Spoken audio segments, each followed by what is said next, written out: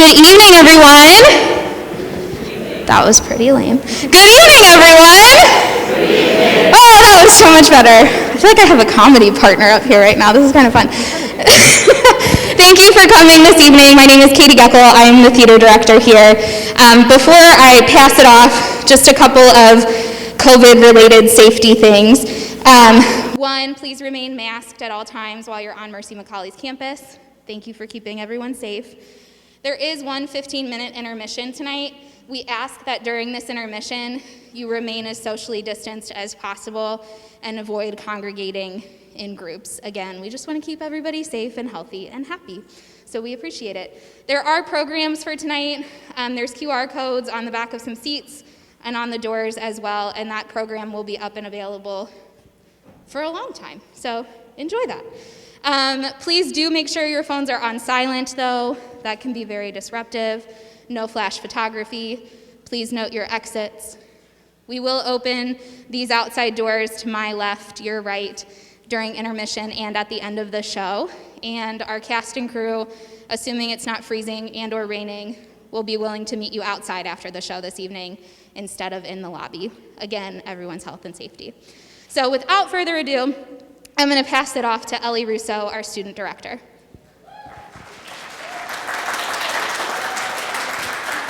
Hi, I'm Ellie. I am a junior here at Mercy McAuley, and I am the student director of this production of Much Ado About Nothing. Thank you guys so much for coming. It means a lot to me. I put my heart and soul into this production, and I know everybody on this cast and crew did too. We hope you enjoy the show. Thank you.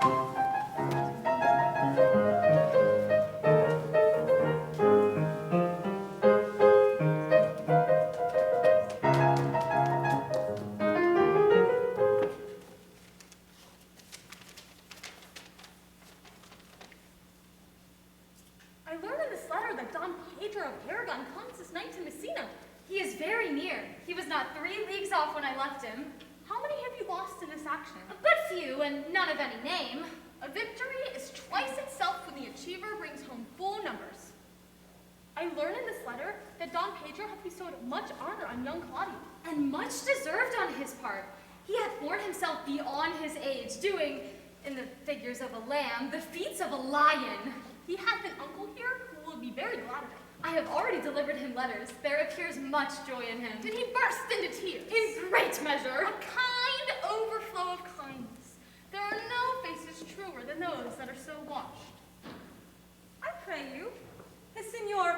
Tonto, returned from the wars, or no? I know none of that name, lady. There was none such in the army. What is he that you ask for, niece? My cousin means Signor Benedict of Padua. Oh, he is returned and pleasant as ever he was. I pray you, how many hath he killed and eaten in these wars? But how many hath he killed? For I promise to eat all of his killing. Faith, niece, for you tax Signor Benedict too much. He hath done great service, lady, in these wars. You had still food, and he helped eat it. He hath an excellent stomach.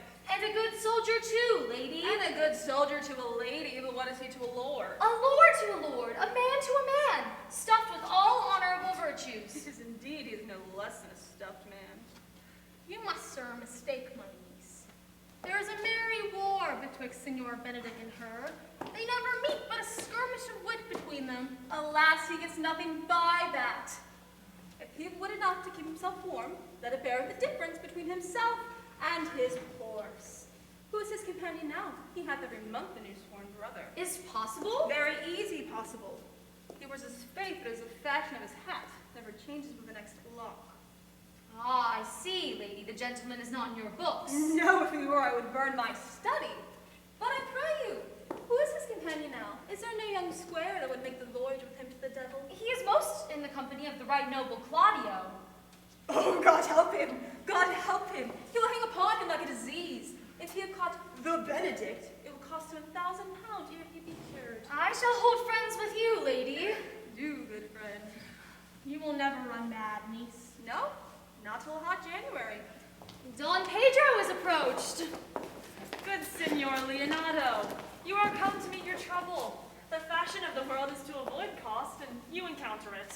Never came trouble to my house in the likeness of your grace. You embrace your charge too willingly. I think this is your daughter. Her mother hath many times told me so. Were you in doubt, sir, that you asked her? Signor Benedict, no, for then you were a child. You haven't fooled Benedict. We may guess by this what you are. Truly, the lady fathers herself. Be happy, lady, for you are an honorable father. If Signor Leonato be her father, she would not have his head on her shoulders, for all Messina is like him as she is. I wonder that you will still be talking, Signor Benedict. Nobody marks you. What, my dear lady Disdain, are you yet living? Is disdain not enough to feed it as food as Signor Benedict? Courtesy itself must convert to disdain if you should come in her presence. Then is courtesy a turncoat? It is certain I am loved of all ladies, only you accept it. And I would I could find it in my heart that I had not had a hard heart, for truly I love none. A true dishonor to women. I thank God in my cold blood I'm of your humor for that. God keep your ladyship still in that mind, so some gentleman or other shall escape a predestinate scratched face. Scratch, you cannot make it worse and tore such a face as yours were. Well, you are a rare parrot, teacher. A bird of my tongue is better than a beast of yours. I would my horse have the speed of your tongue, but in God's name I am done. You always end with the jade's trick. I know you of old. That is the sum of all, Leonato. Signor Claudio and Signor Benedict, my friend Leonato, hath invited us all. I tell him we shall stay at least a month, but he heartily prays some occasion may detain us longer. My lord, I must bid you welcome. Being reconciled with the prince, your brother, I owe you all a duty. I thank you. I am not of many words, but I thank you. Please it grace lead on. Your hand, Leonato, we will go together.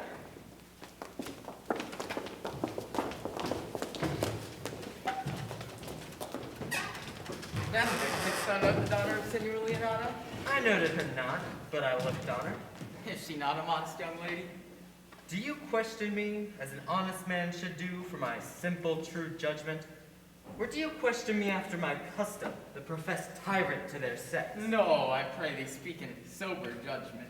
In faith, methinks she's too low for a high praise, too brown for a fair praise, and too little for a great praise. Only this commendation I can afford her, that if she were other than she is, she were handsome.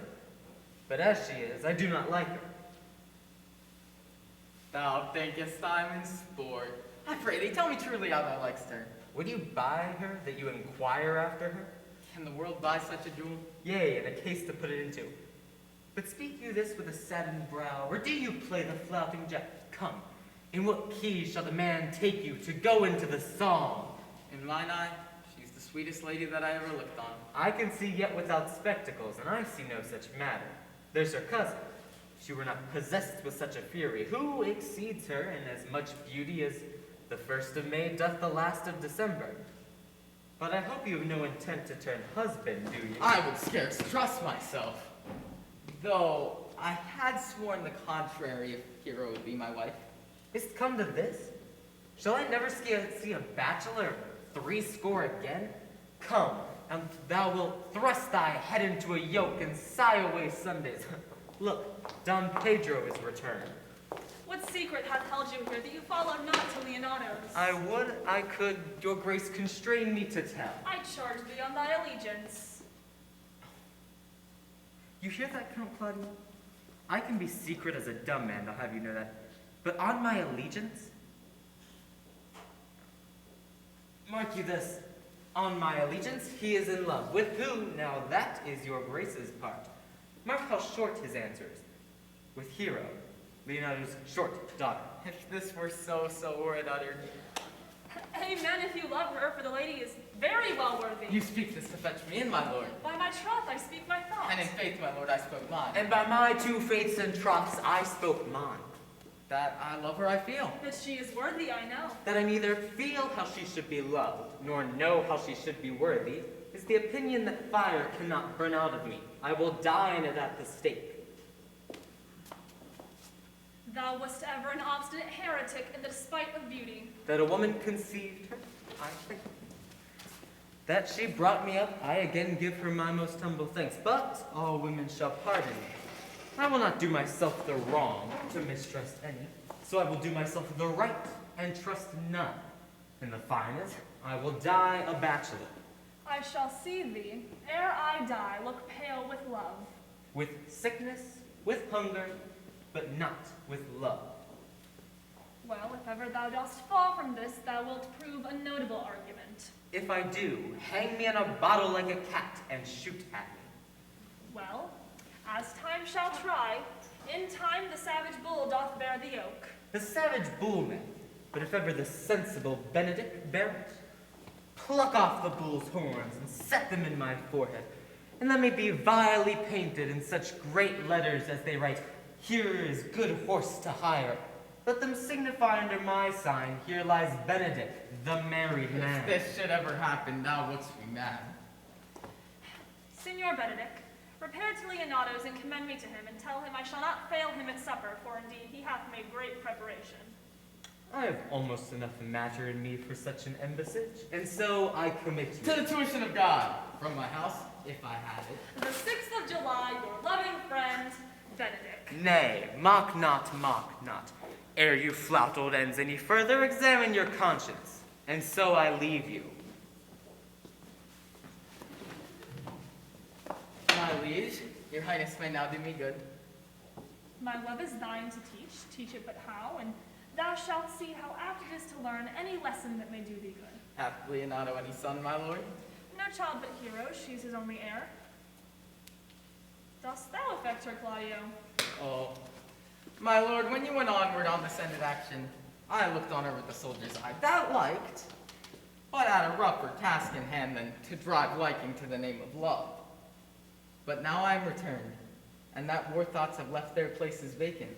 In their rooms come thronging soft and delicate desires, all prompting me how fair a young hero is, saying, I liked her ere I went to wars.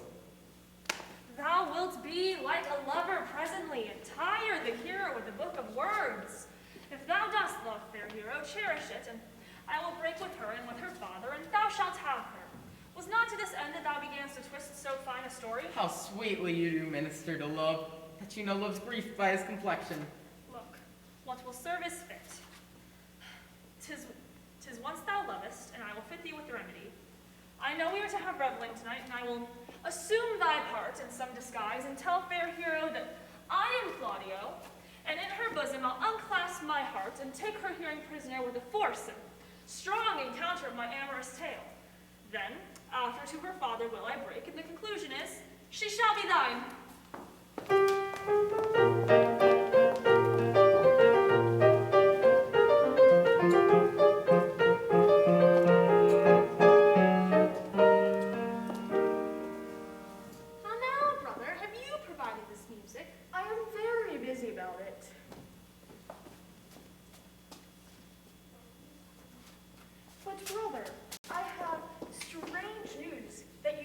dreamt not of. Well, are they good?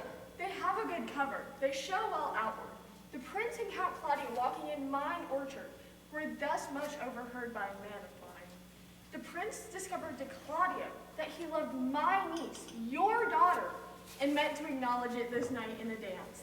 And if he found her recorded, he meant to instantly break with you of it. Hath the fellow any wit that told you this? A good sharp fellow. I will send for him and question him yourself. No, no. We will hold it a dream till it appear itself. But I will acquaint my daughter with all that she be better prepared for an answer, if this be true. You know what you have to do. Come you with me, I could use your skill. Have a care of this busy time.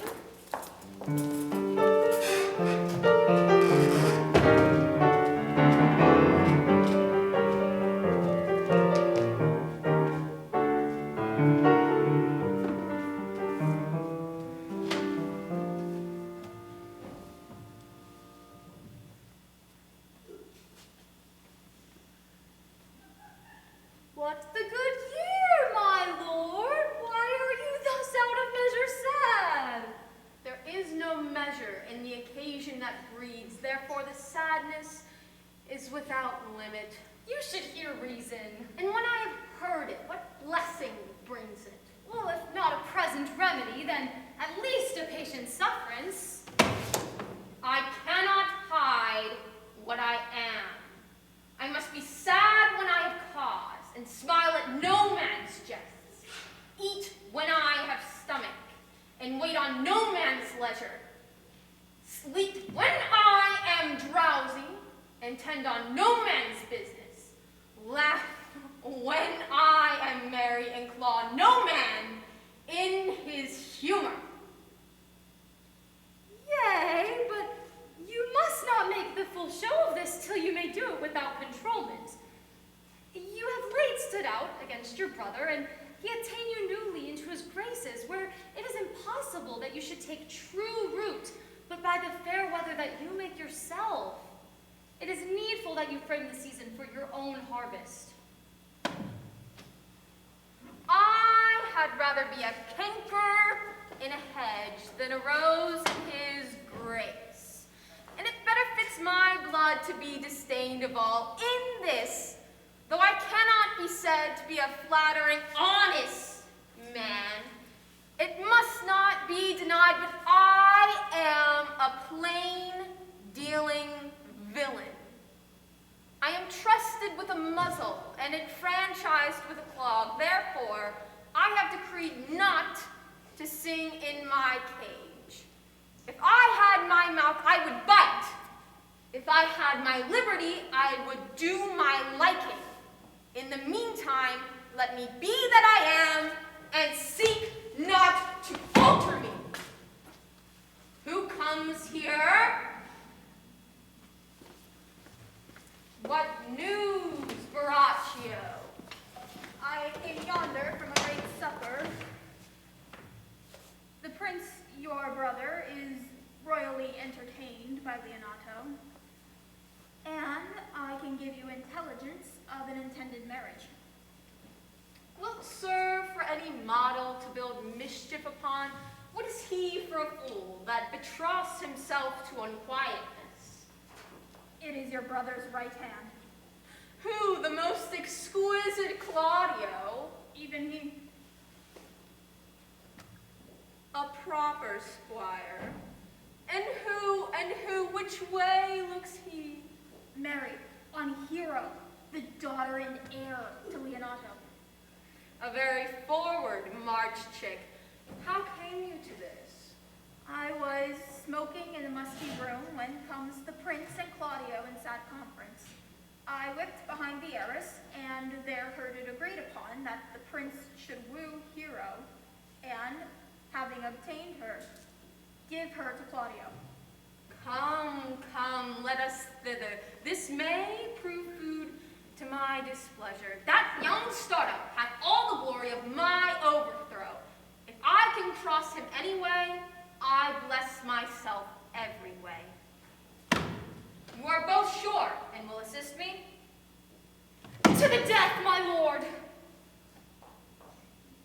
We'll wait upon your lordship.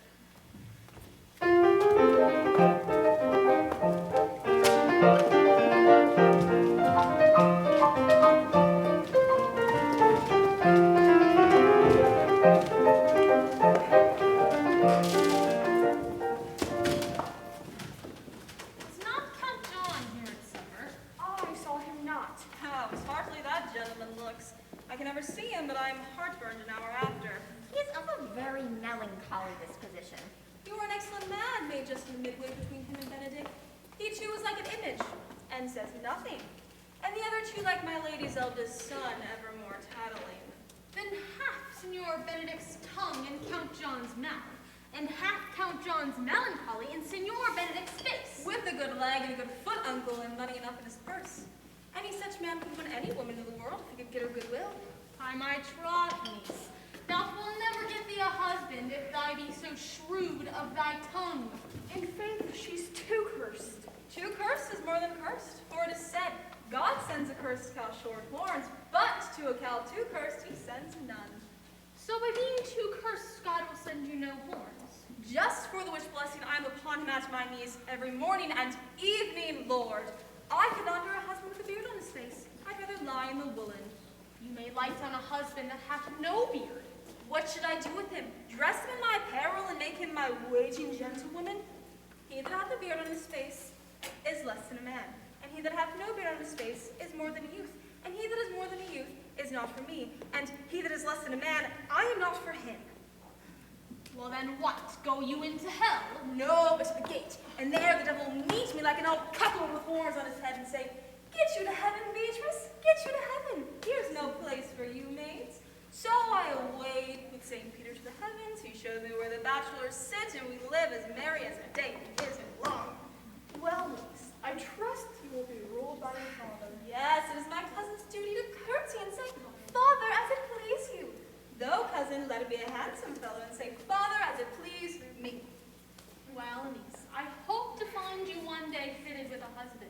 Not until God make men of some other metal than earth. No, uncle, amen. Adam's sons are my brethren, and I hold it a sin to match with my own kindred. Daughter, remember what I told you. If the prince do solicit you in any kind, you know your answer. The fault will be in the music, cousin, if you not be wooed in good time. If the man find it too important, well, so dance out the answer. Cousin, you apprehend passing shrewdly. I've a good eye, uncle. I can see a church by daylight. Make good room, the revelers are entering.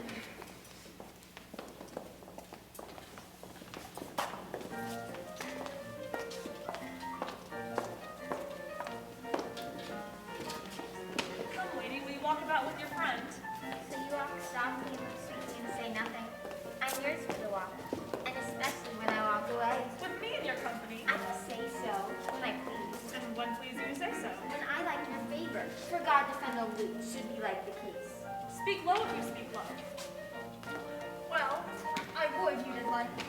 So would not I, for your own sake, for I have many ill qualities. Which is one. I say my prayers aloud. I love you the more. The hearers may cry amen. God match me with a good dancer. Amen. And God keep him out of my sight when the dance is done. Answer, clerk.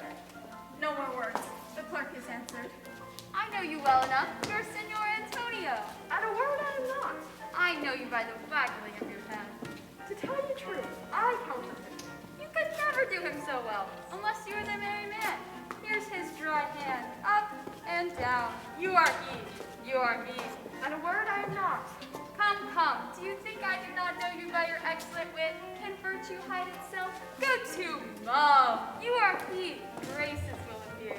There is an end. Will you not tell me who told you so? No, you shall pardon me. Nor will you not tell me who you are. Not now. And I was disdainful, and I had my good wits set out for the 100 merry tales. Why, this was Signor Benedict who told me so. What's he? I'm sure you know him well enough. Not I, believe me. Did he ever make you laugh?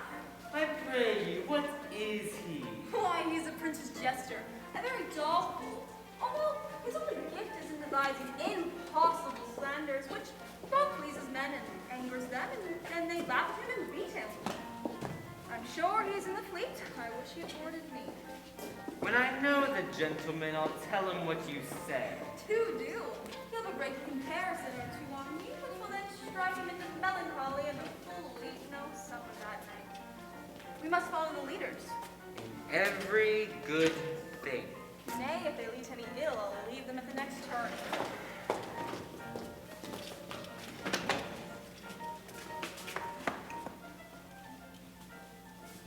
Sure, my brother is amorous on Hero, and hath withdrawn her father to break with him about it. The ladies follow her, and but one visor remains. And that there is Claudio. I know him by his bearing. Are you not Signor Benedict? You know me well? I am he.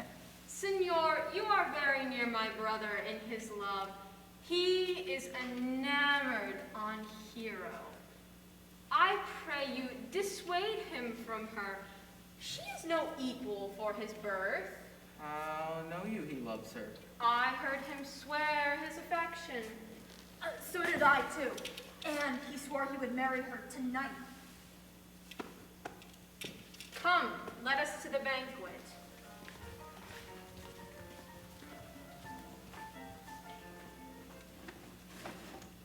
Thus, I answer in the name of Benedict. But hear these ill news with the ears of Claudio. 'Tis certain so. The prince woos for himself. Friendship is constant in all other things but in the office and affairs of love. Therefore, all hearts in love use their own tongues. Let every eye negotiate for itself, and trust no agent. For beauty is a witch. This is an accident of hourly proof, which I mistrusted not. Farewell, therefore, Hero. Count Claudio. Yea, the same. Come, will you go with me? Whither? Even to the next willow. About your business, my man. For the prince hath got your hero. I wish him joy of her. Why? Did you think the prince would serve you thus? I pray you leave me. Oh, now you strike like the blind man. The boy hath got your meat, and now you beat the post. If it will not be, I'll leave you. Alas, poor hurt fowl. But that my lady Beatrice should know me, and not know me. Huh, the prince's jester.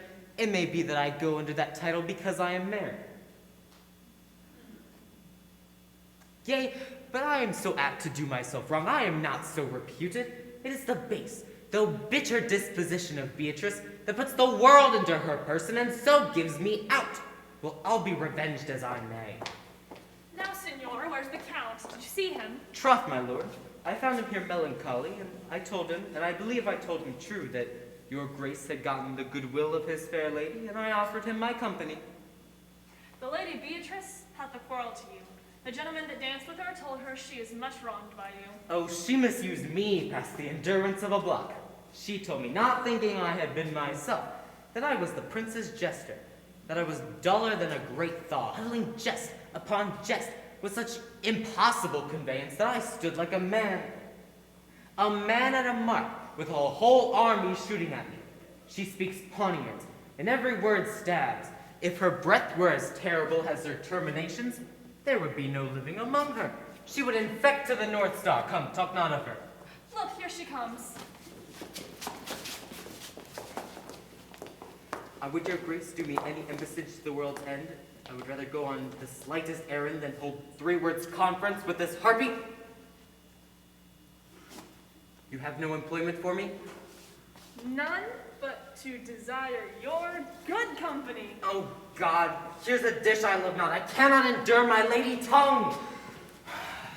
Come, lady, come. You've lost the heart of Signor Benedict. Indeed, my lord. He lent it me a while, and I gave him use for it. A double heart for his single one. Marry once with false dice before you say, I have lost it. You've put him down, lady. You've put him down. So he should not do me, my lord. I brought Count Claudio whom you have sent me to seek. Why, how now, Count? Wherefore are you sad? Not sad, my lord. How then, sick? Neither, my lord. Count is neither sad, nor sick, nor merry nor well, but civil count. Civil as an orange and something of that jealous complexion. Lady, I think your blazon to be true, though if he be so, his conceit is false. Come, Claudio, I wooed in thy name, and fair hero has won. I have broken with her father, and his goodwill obtained. Name the date of marriage, and God give thee joy. Count, take me of my daughter, and with her my fortunes. His grace has made the match, and all grace say amen to it. Speak, Count. 'Tis your cue. Silence is the perfect herald of joy. I were but little happy if I should say how much.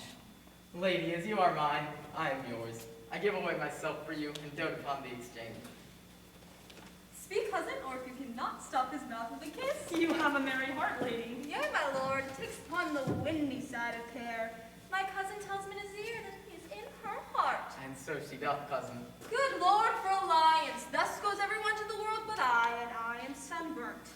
I might sit in the corner and cry hey-ho for a husband. Lady Beatrice, I will get you one. I would rather have one of your father's Gideons. Your father has excellent husbands if a maid could come by them. Will you have me, lady? No, my lord. Your grace is too costly to wear every day. But I beseech your grace. Pardon me, I was born to speak all mirth and no matter. Your silence most offends me, and to be merry best becomes you, for out of question you were born in a merry hour. No, surely, my lord. My mother cried, and there a star danced, and under that I was born. Cousins, God give you joy. Niece, will you look to those things that I told you of? I cry you mercy, uncle, by your grace's pardon.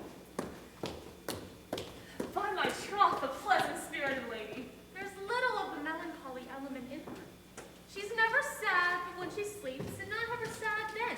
For my daughter tells us that when she dreams of unhappiness, she wakes herself with laughing. She will not endure to hear tell of a husband. Oh, by no means. She mocks all her wooers out of suit. She were an excellent wife for Benedict. Oh, Lord, my Lord, if they were married but a week, they would talk themselves mad. County Claudio, when meet you go to church? Tomorrow, my lord. Time goes on crutches till love have all his rights. Not till Monday, dear son, which is just 7 nights, time too short to have all things answer my mind. Come, Claudio, the time shall not go dully by us.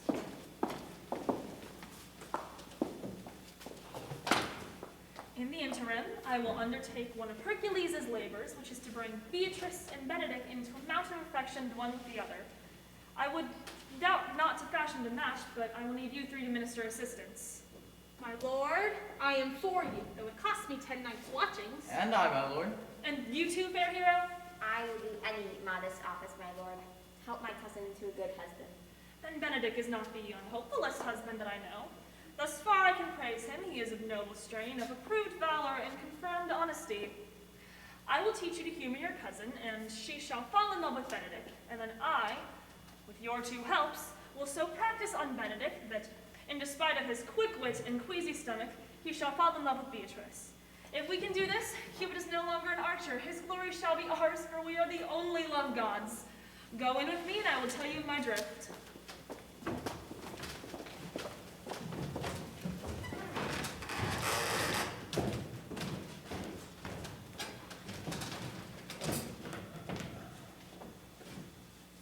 It is so. The Count Claudio shall marry the daughter of Leonardo. Yea, my lord, but I can cross it. Any bar, any cross, any impediment will be medicinal to me.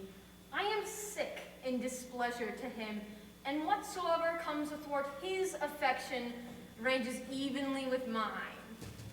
How canst thou cross this marriage?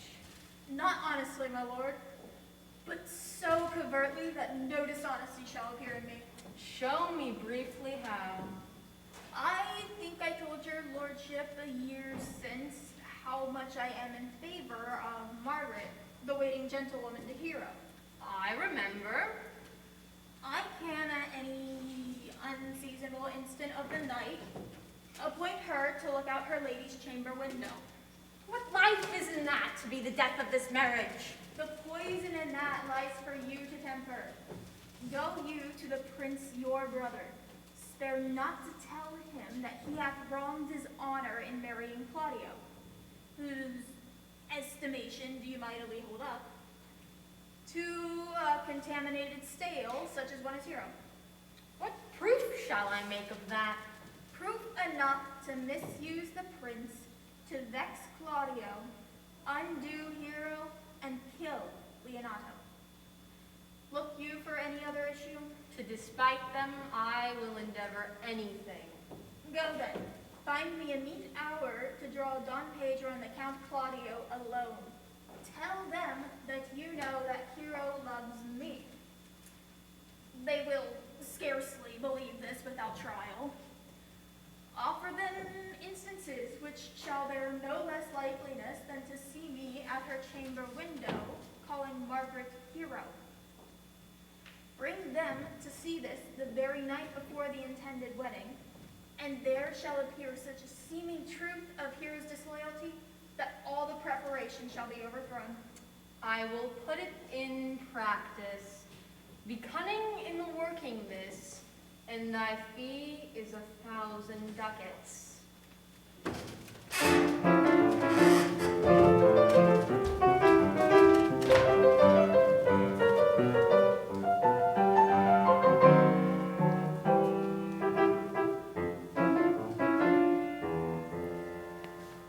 I do much wonder that one man, seeing how much another man is a fool when he dedicates his behaviors to love, will, after he had laughed at such shallow follies in others, become the object of his own scorn. And such a man as Claudio, I have known when there was no music in him but the drum and the fife, and now he had rather hear the tabor and the pipe. I have known when he would have walked 10 mile afoot to see a good armor, and now we lie 10 night awake, carving the fashion of a new doublet.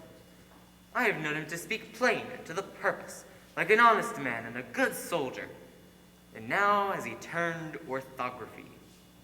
His words are a very fantastical banquet, just so many strange dishes. May I be so converted to see with these eyes? I think not, so love transform me to an oyster. But I'll take my oath on it. Till an oyster have made of me, he shall never make me such a fool. One woman is fair, yet I am well. Another virtuous, yet I am well. Another wise, yet I am well. But till all graces be in one woman, one woman shall not be in my grace. Rich she shall be, that's certain. Fair, or I'll never look on her. Virtuous, or I'll never cheapen her. Wise, or I'll none. Mild, or come not near me. Of good discourse, an excellent musician, and her hair shall be of whatever color it please God. The prince and Monsieur Love. I will hide me in the arbor. Come, shall we hear this music? Yea, my good lord. How still the evening is, as hushed on purpose to grace harmony. See you or Benedict hath hid himself. Oh, very well, my lord. The music ended. We'll fit the kid fox with the pennyworth. Come, we'll hear that song again. Oh, good, my lord. Tax not so bad a voice to slander music any more than once. I pray you, come. Or thou wilt hold longer argument, do it in notes. Note this before my notes. There's not a note of mine that's worth the noting. These are the very crotchets of which he speaks. Notes, forsooth, and nothing. Now, divine air, now is the source. Is it not strange that sheep guts should hail souls out of men's bodies? Well, a horn for mine no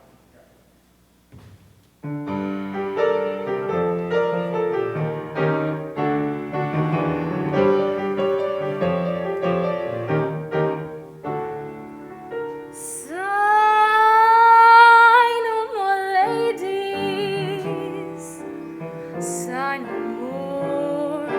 Men were deceivers ever. One foot in sea and one on shore. To one thing constant ever. Then sigh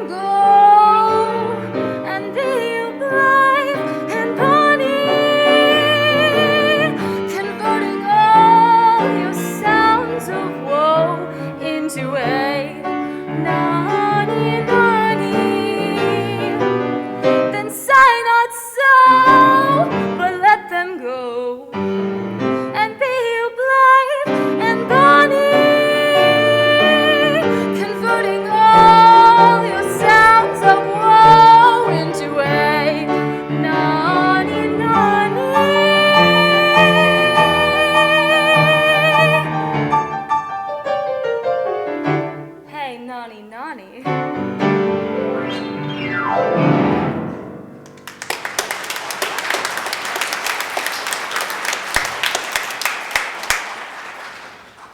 By my troth, a good song. And an ill singer, my lord. Ha, no, Faith, thou singst well enough for a shift. If you'd been a dog that had held us, they would have hanged him. I had rather have heard the night ringing. Come what plague could have come after it. I pray you, get us some excellent music tomorrow night at the Lady Hero's chamber window. The best I can, my lord. Do so. Farewell.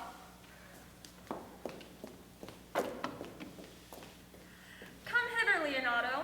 What was it you were telling me of the other day, that your niece Beatrice was in love with Signor Benedict? I did never think that lady would have loved any man. No, nor I neither. But most wonderful that she should so dote on Signor Benedict, who she in all outward appearances seemed to abhor. Is it possible? Since the wind in that corner? I cannot tell what to think of it. Maybe she doth but counterfeit. Faith like enough. Oh God, counterfeit. There was never counterfeit of passion that lies in the passion of life itself. What effects of passion shows she? Big dog well. This fish will bite. What effects, my lord? You heard my daughter tell you how. She did indeed. How, pray you? You amaze me. I would have thought her spirit invincible against all assaults of affection. I would have thought it had, my lord, Especially against Benedict. I should think this is golf. But that the white-bearded fellow speaks it? Knavery cannot sure hide itself in such reverence. You have taken the infection. Hold it up. hath she made her affections known to Benedict? No, and she swears she never will. That's her torment. 'Tis true indeed. So your daughter says, shall I, saith she, that have so oft encountered him with scorn, write to him that I love him? This says she when she is up 20 times a night. And there she will sit in her smock till she had writ a sheet of paper. My daughter tells us all. Now you talk of a sheet of paper. I remember a pretty jest your daughter told us of. Oh, that when she had writ a sheet of paper and she was reading it over, she found Beatrice and Benedict between the sheets. Yeah, that. Oh, she railed at herself, tore that paper into 1,000 halfpence, that she be so admonished to write to one she knew would flout her. I measure him, says she, by my own spirit, for if he should writ to me, I would flout him. Though I love him, I should. Then down upon her knees, she falls, weeps, sobs, beats her heart, tears her hair, prays, curses, sweet Benedict! God give me patience. This says she. And the ecstasy has so much overborne her that my daughter is sometimes afeared she will do a desperate outrage to herself. It is very true. Twere good that he were to hear tell of it by some other, if she will not discover it. To what end? He would make but sport at it and torment the poor lady worse. And he should. It were fitting to hang him. She's an excellent, sweet lady, and out of question, she is virtuous. And she's exceeding wise. In everything but loving Benedict. My lord, I'm sorry for her, being her uncle and her guardian. I would that she had bestowed this dotage on me. I would have daffed all other respects and made her half myself. I pray you tell Benedict of it and hear what he will say. Were it good, think you? Hero thinks surely she will die. For she says she will die if he love her not. And she will die ere she make her love known. And she will die if he woo her. Yea, if she makes her love known, 'tis possible he'll scorn for it, for the man, as you all know, hath a contemptible spirit. He is a very proper man. He hath indeed a good outward happiness. Before God and in my mind, exceeding wise. He doth indeed show some sparks that are like wit. And I take him to be valiant. As Hector, I assure you. Well, I am sorry for your niece. Shall we go in and tell Benedict of her love? Never tell him, my lord. Let her wear it out with good counsel. Nay, that were impossible. She would wear her heart out first. Well, we will hear further of by your daughter. If I were Benedict, I would modestly examine myself to see how unworthy I am so good a lady. My lord, will you walk? Dinner is ready. You do not dote on her upon this? I will never trust my expectation. Let the same net spread for her that your daughter and her gentlewomen must carry, and the sport of it will be that when they hold one opinion of another's dotage, that's the scene that I would see, though it would be merely a dumb show. Come, let us go in and bid her, tell him come to dinner.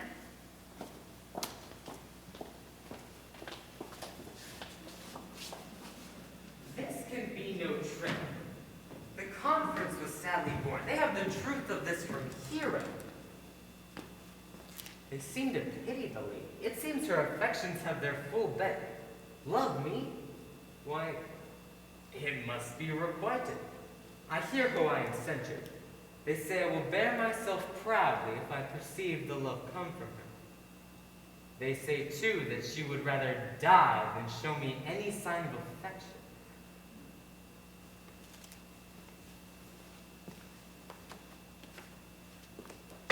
You know, when I said that I would die a bachelor, I never thought that I would live till I were married. By this day, here comes Beatrice. She's a fair lady. I do spy some marks of love in her. Against my will, I consent to come bid you in to dinner. Sweet Beatrice, I thank you for thy pains. It took no more pains for those thanks than it takes you to thank me. You take pleasure then in the message. Just as much as you take upon a knife's point. You have no stomach, senor. Fare you well. Against my will, I am sent to bid you to dinner. There's a double meaning in it. I took no more pains for those thanks than you took pains to thank me. That's as much to say, any pains I take for you are as easy as thanks. If I do not pity her, I am a stone. If I do not love her, I am a villain. I will go get her picture.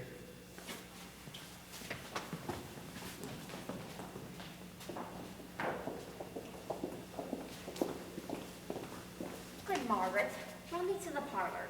There shalt thou find my cousin Beatrice proposing with the prince and Claudio.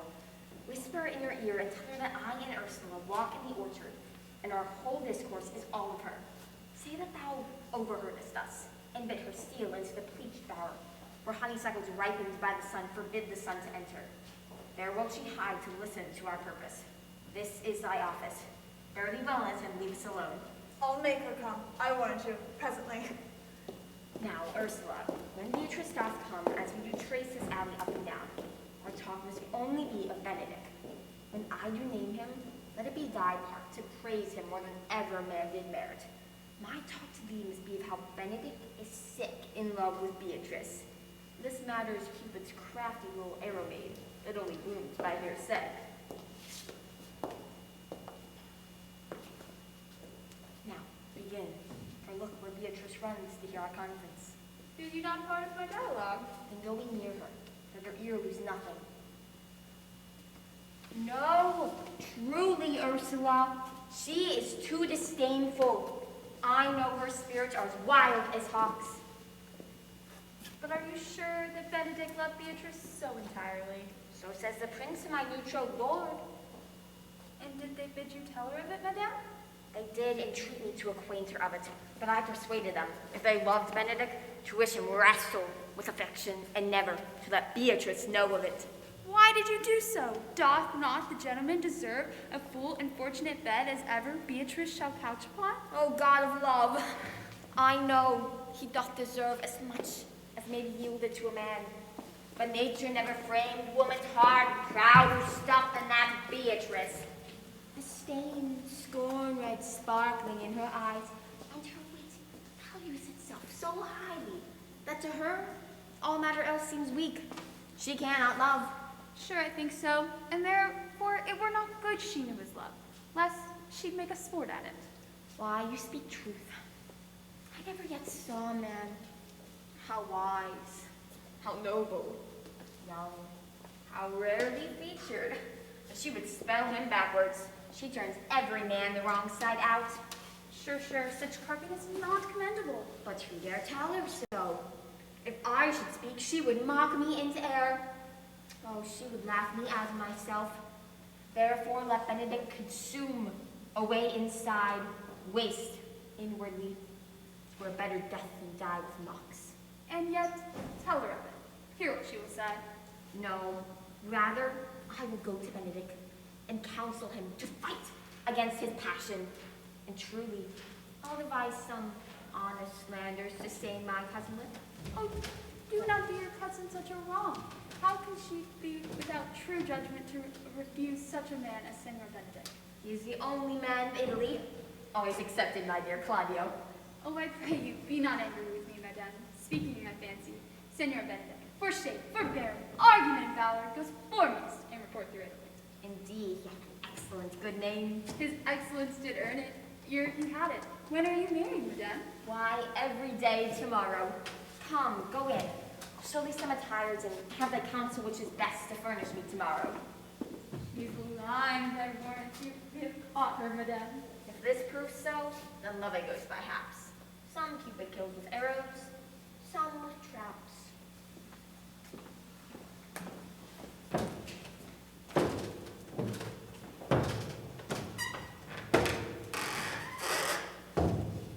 What fire's in my ears? Can this be true? Stand I condemned for pride and scorn so much? Contempt, farewell, and maiden pride, adieu. No glory lives beyond the back of such. And Benedict, love on, I will requite thee. Take me my wild heart to thy loving hand. If thou dost love, my kindness shall incite thee, and I believe it better than reportingly.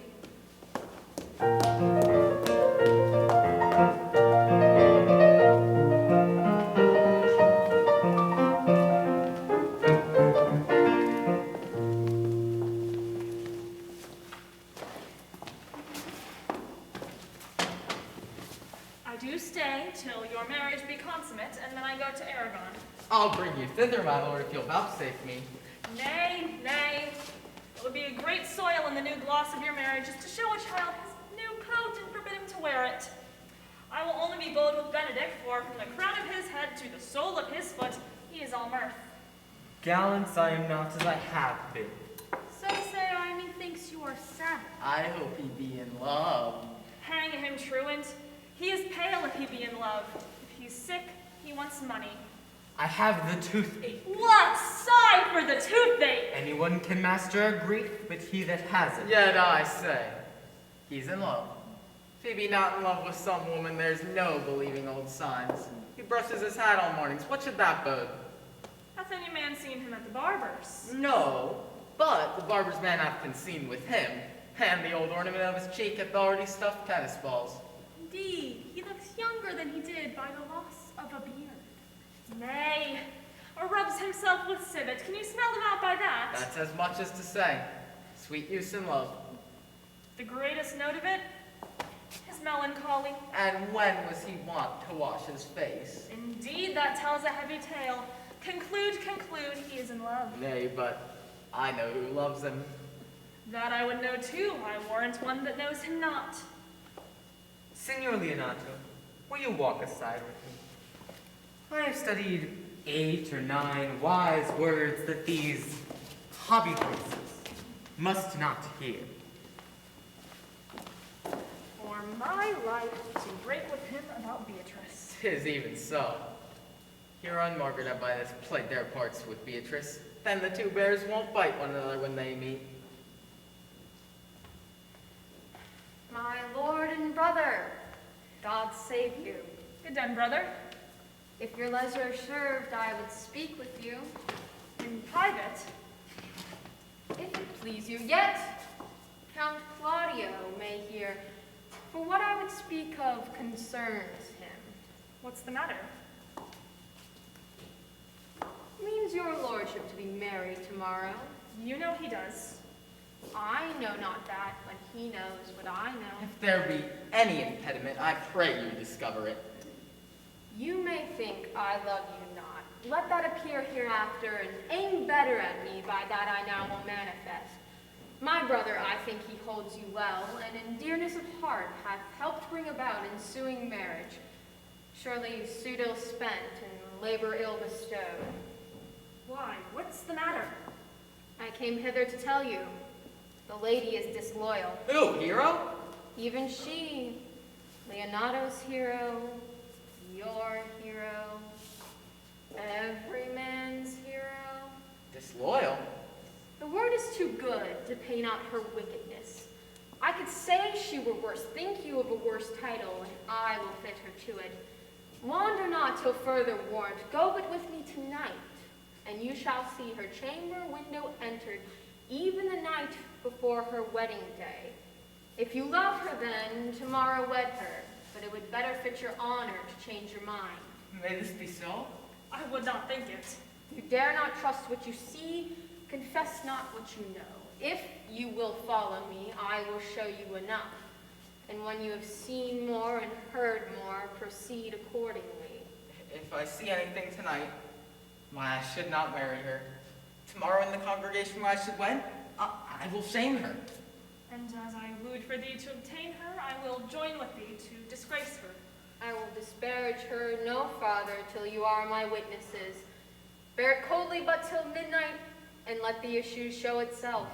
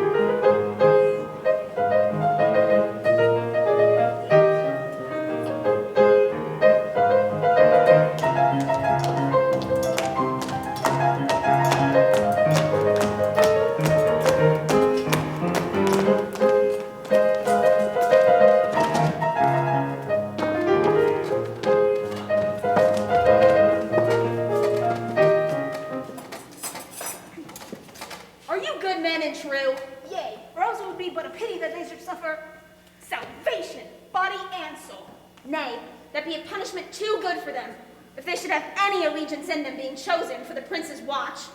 Well, give them their charge, neighbor Dumbberry. First, who you think the most desertless man to be constable? Hugh Otik, sir, or George Seacole, for they can write and read. Come hither, neighbor Seacole. God hath blessed you with a good name. To be well favored is a gift of fortune, but to write and read comes by nature. Both which, Master Constable? You have. I knew it would be your answer. Well, you are thought here to be the most senseless and git man for constable of the watch. Therefore I bear you the lantern. This is your charge. You are to comprehend all vagrom men. You shall bid any man stand in the prince's name. How, if he will not stand? Why then, take no note of him, and let him go. And presently, call the rest of the watch together, and thank God you are rid of a knave. If he will not stand when he is bidden, then he is none of the prince's subjects. Truly, and they are to meddle with none but the prince's subjects. You are also to make no noise in the streets, for the watch to babble and to talk is most tolerable and not to be endured. We shall rather sleep than talk. We know it belongs to a watch. Why, you speak like an ancient and most quiet watchman, for I cannot see how sleeping should offend. Well, you are to call at all the alehouses and bid those who are drunk get them to bed. How if they will not? Why then, let them alone till they are sober. And if they make you not then the better answer, you may say they are not the men you took them for. Well, sir. If you meet a thief, you may suspect him by virtue of your office to be no true man. And for such kind of men, the less you meddle or make with them, the more is for your honesty. If we know him to be a thief, shall we not lay hands on him? Truly, by virtue of your office, you may, but I think the most peaceable way for you, if you are to meet a thief, is to let him show himself what he is, and steal out of your company. You have always been called a merciful man, partner. Truly, I would not hang a dog by my will, much more any man who hath any honesty in him. If you hear a child crying in the night, you must call to the nurse and bid her still it. How if the nurse be asleep and will not hear us? Why then, depart in peace, and let the child wake her with the crying. For the ewe that will not hear her lamb when it baas, will not hear her calf when he bleats. 'Tis very true. This is the end of the charge. You, constable, are to present the prince's own person. If you meet the prince in the night, you may stay him. Nay, by Our Lady, I think he cannot. 5 shillings to 1 ounce, and any man who know the statutes, he may stay him. Mary, not without the prince be willing, for the watch ought to offend no man, and it is an offense to stay a man against his will. By Our Lady, I think it be so. Well, masters, good night. If any matter of weight chances, call up me, keep your fellows' counsel and your own, and good night. Come, neighbor.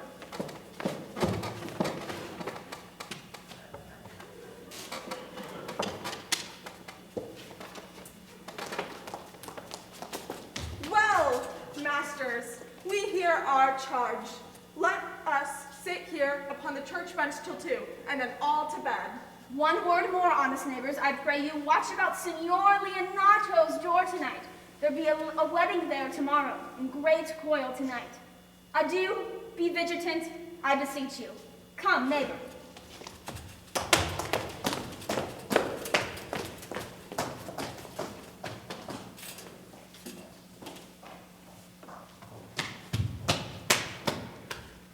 What, Conrad? Peace, stir not. Conrad, I say. Here, man, I'm at thy elbow. Master, my elbow itched. I thought a stab would follow.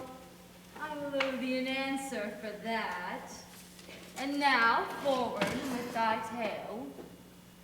Stand thee close then, for it drizzles rain, and I will, like a true drunkard, utter all to thee. Some treason, masters, yet stand close. Therefore know I have earned of Don John 1,000 ducats. Is it possible that any villainy should be so dear? Thou shouldst rather ask if it were possible any villainy should be so rich. For when rich villains have need of poor ones may make what price they will. I wonder at it. That shows thou art unconfirmed. Thou knowest that the fashion of a doublet,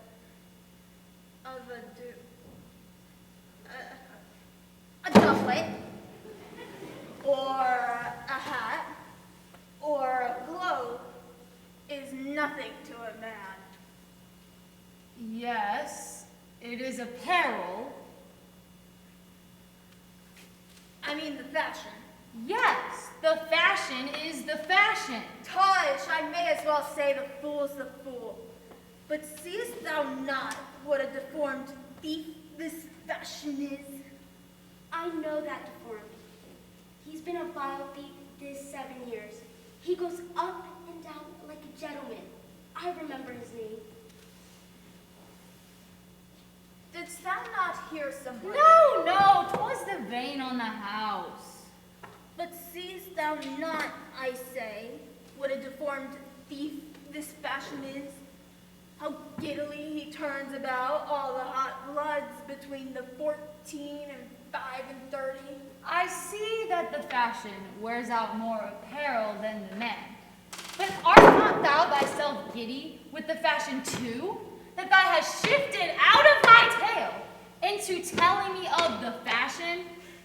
Not so neither. But know that I have tonight wooed Margaret, the lady hero's gentlewoman.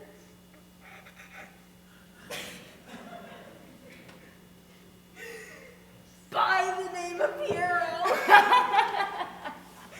She leans me out at her mistress's chamber window, bids me 1,000 times good night. I tell this tale vilely. I should first tell thee how the Prince Claudio and my master, planted in place by my master Don John, saw afar off in the orchard this amiable encounter. And thought thy Margaret was Hero? 2 of them did, the Prince and Claudio, but the devil, my master, knew she was Margaret. And partly by his oaths which first possessed them, partly by the dark night which did deceive them, but chiefly my villainy which did confirm any slander Don John had made. Away went Claudio enraged, swore he would meet her as appointed the next morning at the temple, and there, before the whole congregation, shame her with what he saw overnight and send her home again without a husband. We charge you, in the prince's name, stand! Call up the rights, Master Constable. We have here discovered the most dangerous piece of lechery ever known here in the Commonwealth. And one deformed is one of them. I know him. He wears a lock. Masters. I'll be made here bring deformed forth. I warn you. Masters! Never speak. Let us obey you to go with us. We are like to prove a goodly commodity being taken up of these men's bills. A commodity in question, I warrant you. Come, we'll obey you.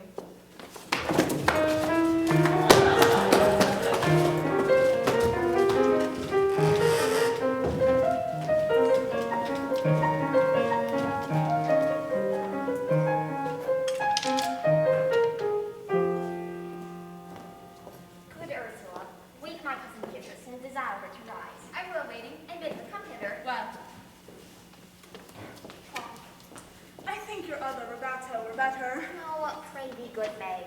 How about this? It's not so good, and I'll warrant your cousin will say so. My cousin's a fool, and thou art another. Our none but this.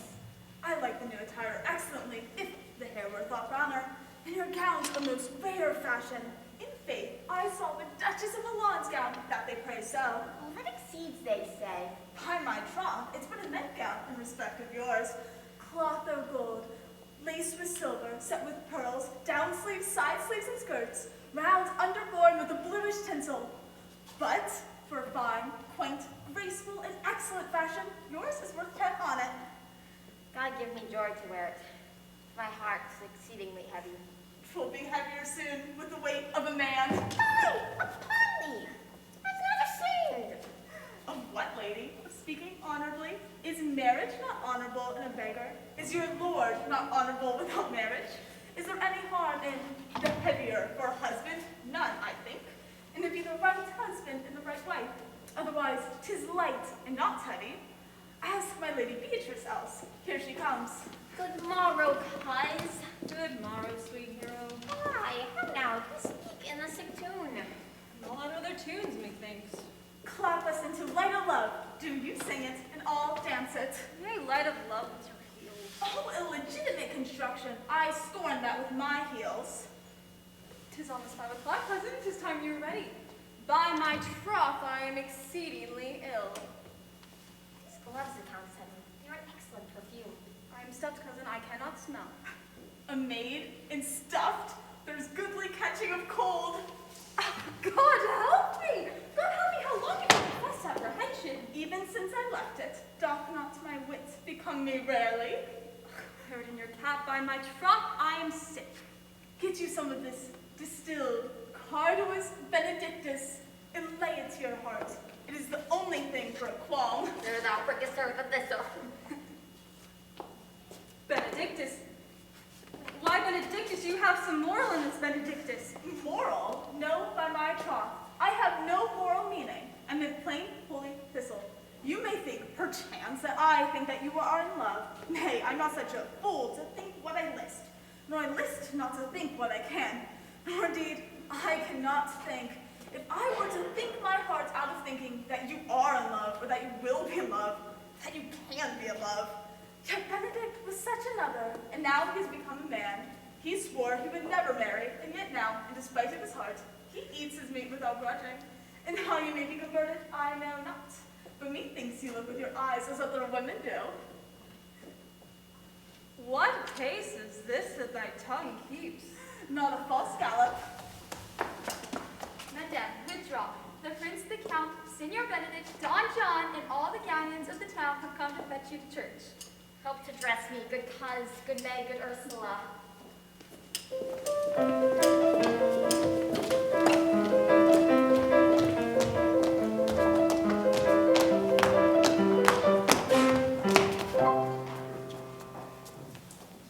What would you with me, honest neighbors?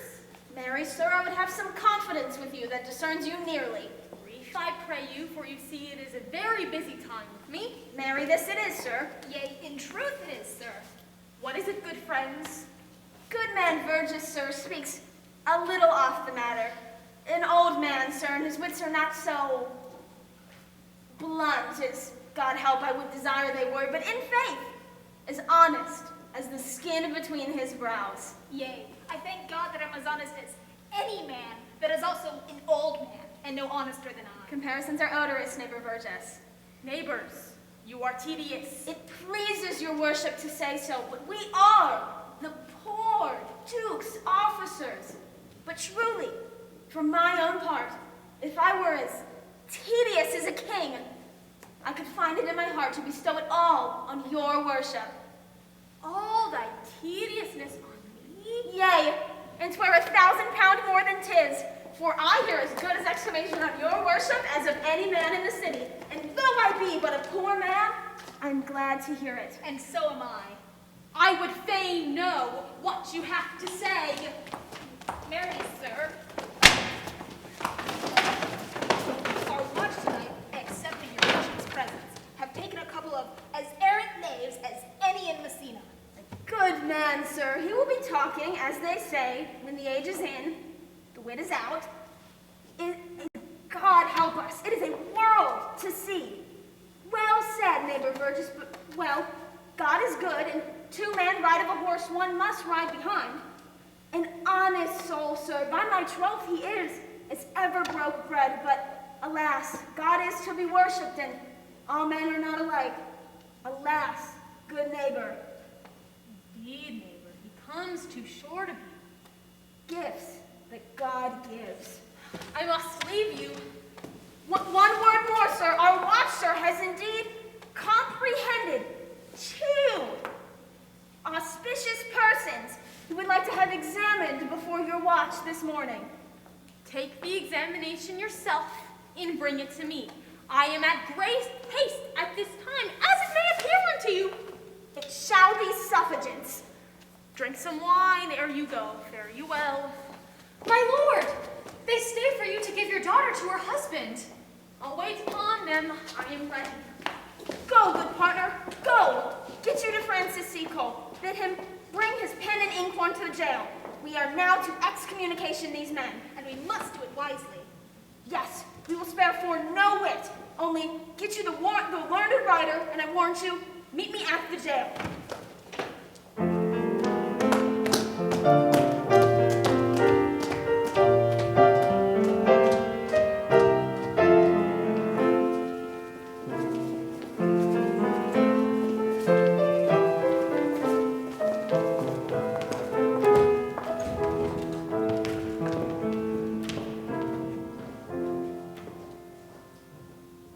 You come hither, my lord, to marry this lady?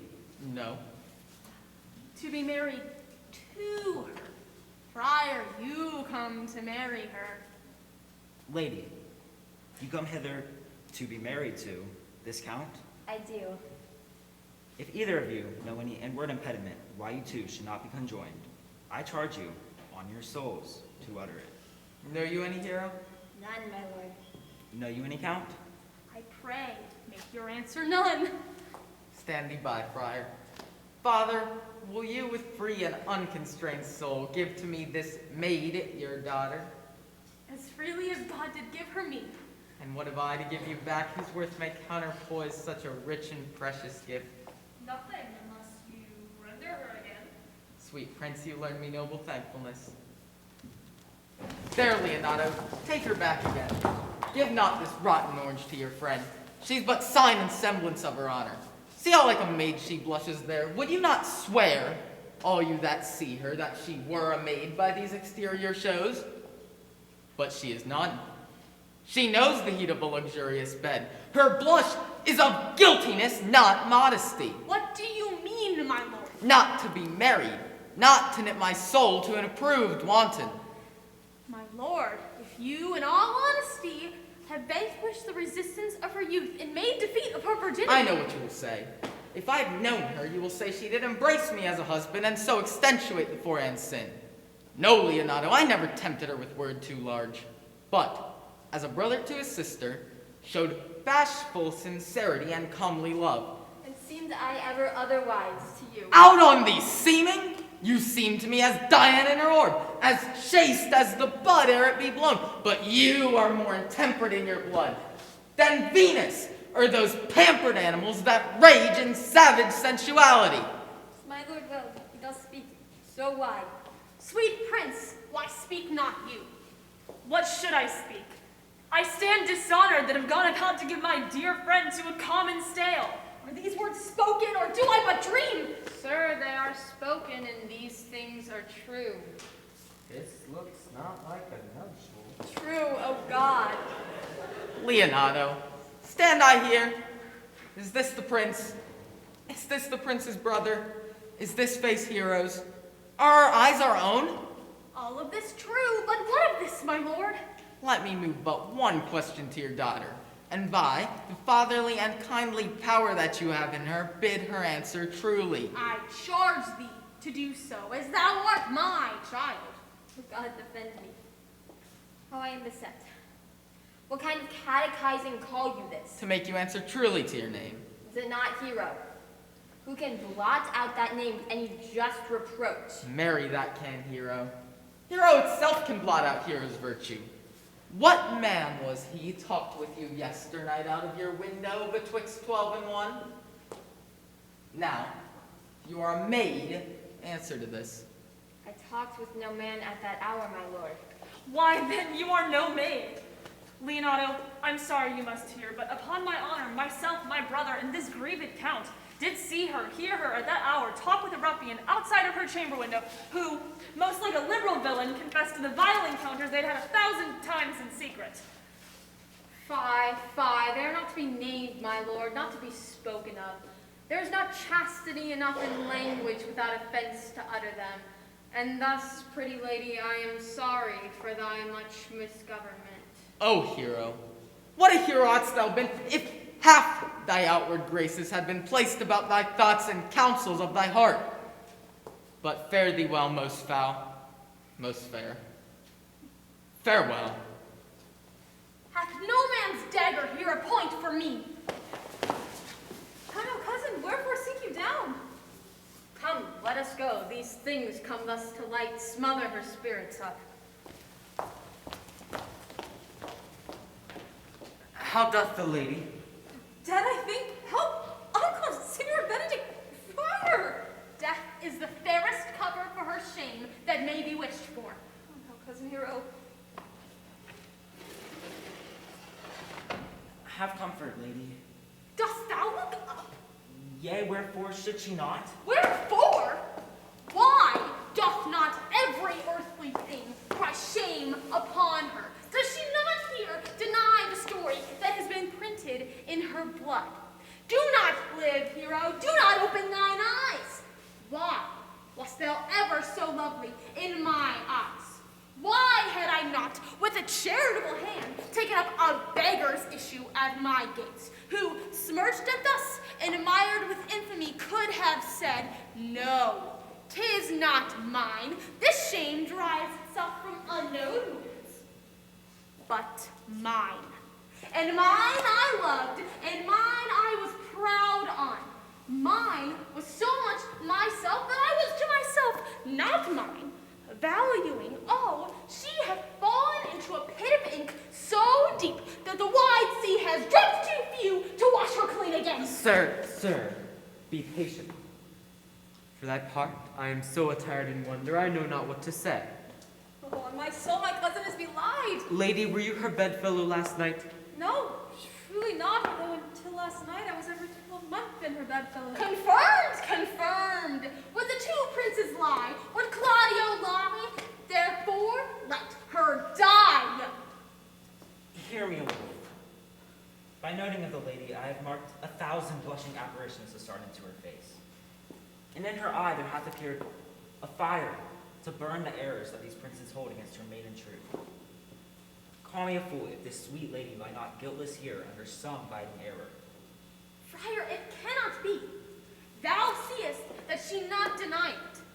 Why seekest to cover with excuse that which lies in proper nakedness?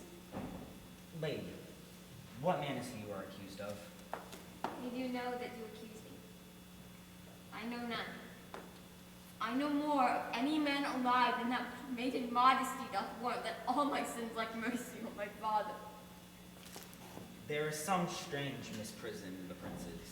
The two of them have the very bent of honor, but if their wisdoms be misled in this, then the practice of it lives in John the bastard.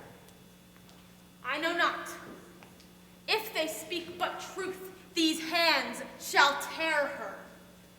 But if they wrong her honor, the proudest of them shall well hear of it.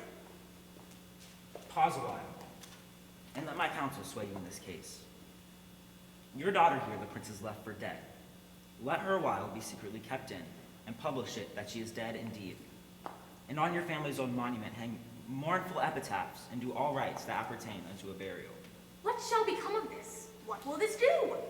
Mary, this well carried shall on her behalf change slander to remorse. That is some good.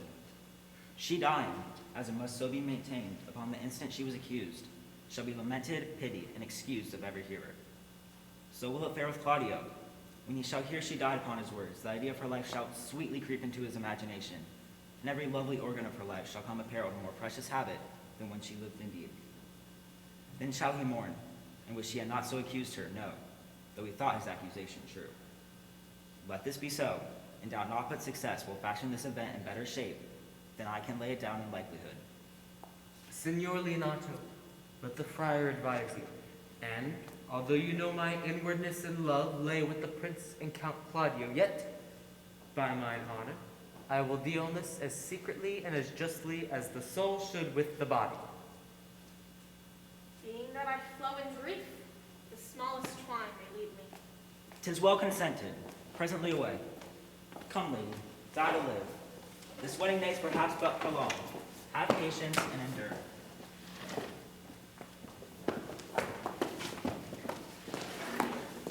Lady Beatrice, have you wept all this while? Yeah, and I will weep a little longer. I will not desire that. You have no reason to. I do it freely. Surely I do believe your fair cousin is wrong. Ah, how much might the man deserve of me that would right her? Is there any way to show such friendship? A very even way, but no such friend. May a man do it? It is a man's office, but not yours. I do love nothing in the world so well as you. Is that not strange? Strange is a thing I know not. It were as possible for me to say that I loved nothing so much as you, and yet, believe me not, and yet I lie not. I confess nothing, nor I deny nothing. I am sorry for my cousin. By my sword, Beatrice, thou lovest Do me. not swear and eat it. I will swear by it that you love me, and I will make him eat it that says, I love not you. Will you not eat your word? With no sauce that can be devised to it, I protest I love thee. Why then, God forgive me. What offense, sweet Beatrice? You have stayed me in a happy hour. I was about to protest I loved you. And do it with all thy heart? I love you with so much in my heart that there is nothing left to protest. Come, bid me do anything for thee. Kill Claudia.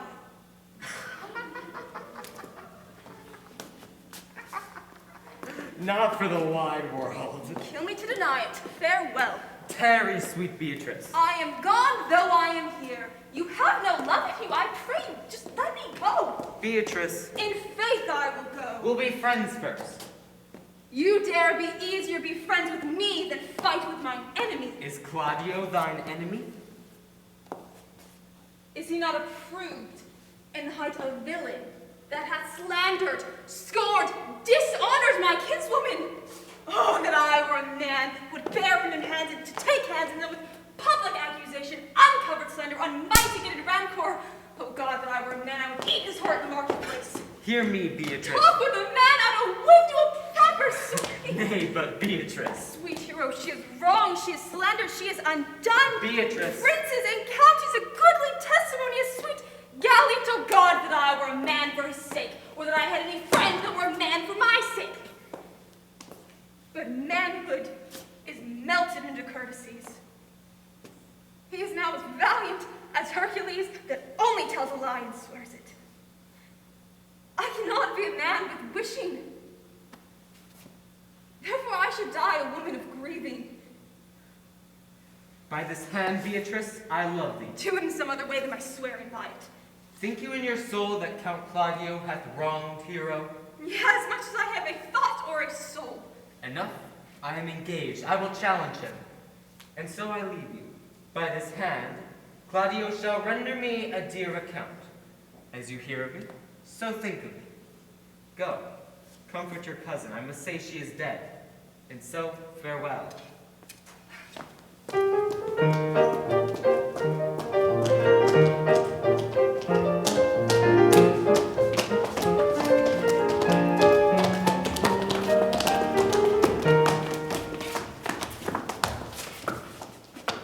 Is our whole dissembly appeared?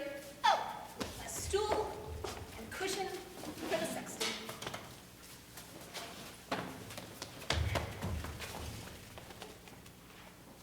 Which be the malefactors? Married, that am I and my partner. Nay, that's certain. We have the exhibition to examine. But which are the villains that are to be accused? Let them come before the master constable. Yea, Mary, let them come before me. What is your name, friend?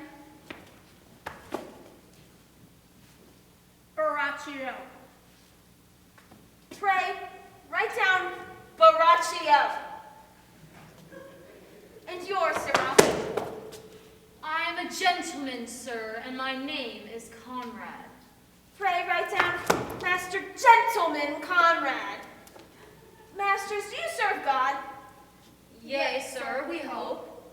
Write down that they hope they serve God, but write God first. For God defend, but God should not go before such villains. Masters, it is proved already that you are little more than false knaves, and it is near to be thought so shortly. How answer you for yourselves? Marry, sir, we say we are none. A marvelous witty fellow, I assure you, but I will go about with him. Come you hither, sirrah, word in your ear. I say, it is thought you are false knaves. Sir, I say to you, we are none. Oh, fore God, they are both in a tale. Have you writ down that they are none? Master Constable, you go not the way to examine. You must call forth the watch that are their accusers. Yea, Mary, that's the eftest way. Let the watch come forth. Masters, I charge you in the prince's name, accuse these men. That man said, Sir, that Don John, the prince's brother, was a villain.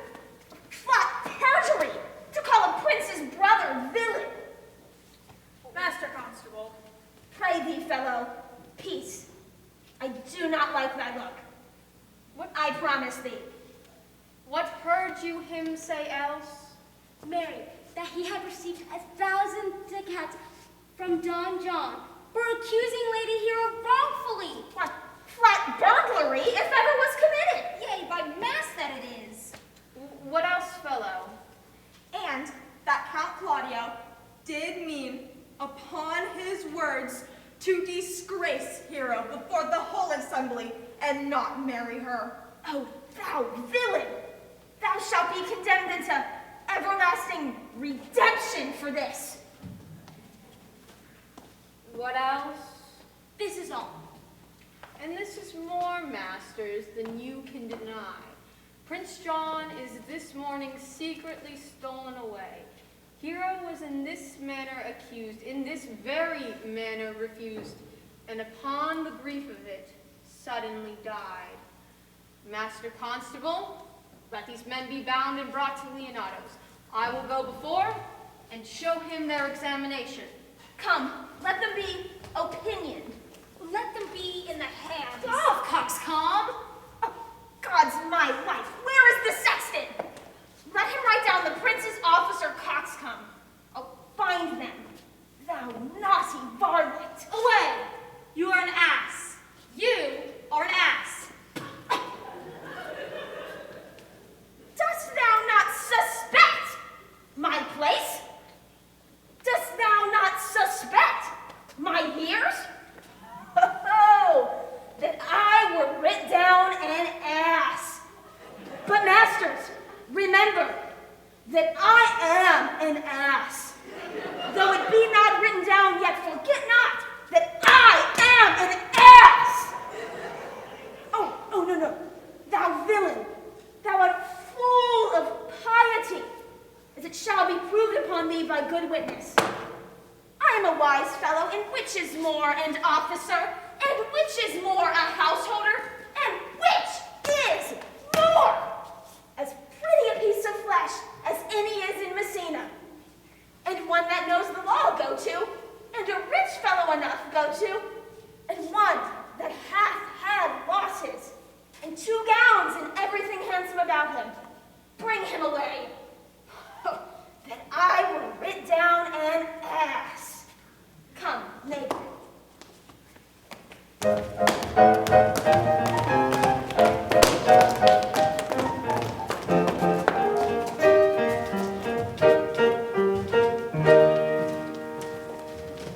If you go on thus, you will kill yourself. I pray thee, seize thy counsel.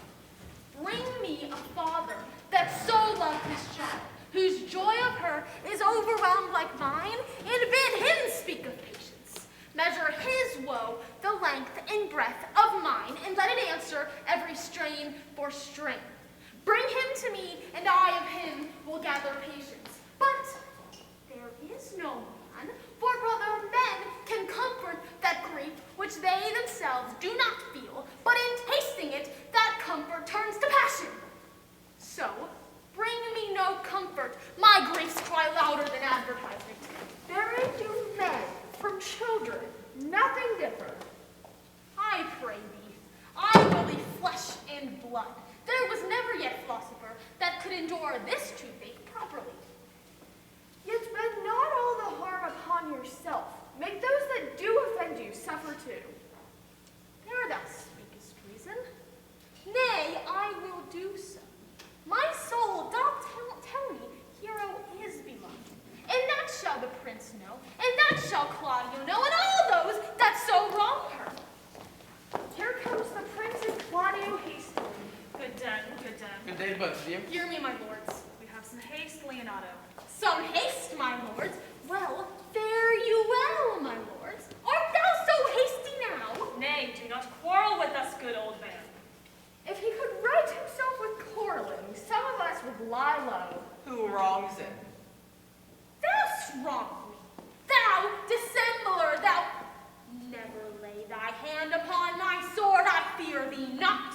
Marry, beshrew my hand if it should give your age such cause of fear. In faith, my hand meant nothing to my sword. Hush, hush, man.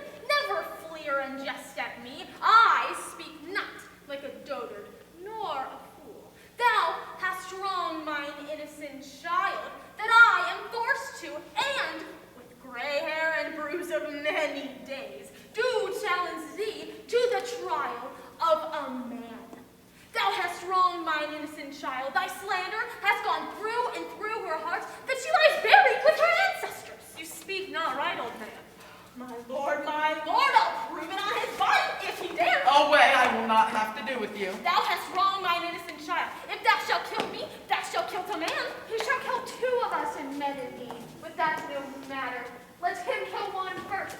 Come follow me, boy. Come, sir boy. Come follow me. Sir boy, I'll whip you from your pointing fence. Nay, as I am a gentleman, I will. Brother, content yourself. God knows I love my niece, and she is dead, slandered to death by villains, boys, apes, braggarts, jacks, milksops. Brother Anthony, hold your content. What man? I know them yea, scrambling, out-facing, fashion-monging boys that lie in common flout, deprave and slander, and speak off half a dozen dangerous words, how they might hurt their enemies if they durst.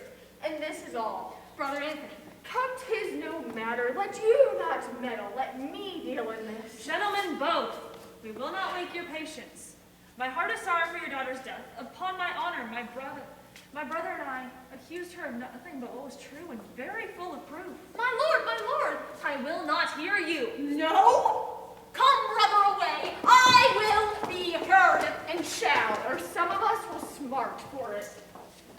See, here comes the man we went to seek. Now, senor, what news? Good day, my lords. Welcome, senor. You are almost come to part of most affray. We'd like to have had our two noses snapped off with two old men without teeth. Leonato and his brother, what thinkest thou? Had we fought, I doubt we would have been too young for them.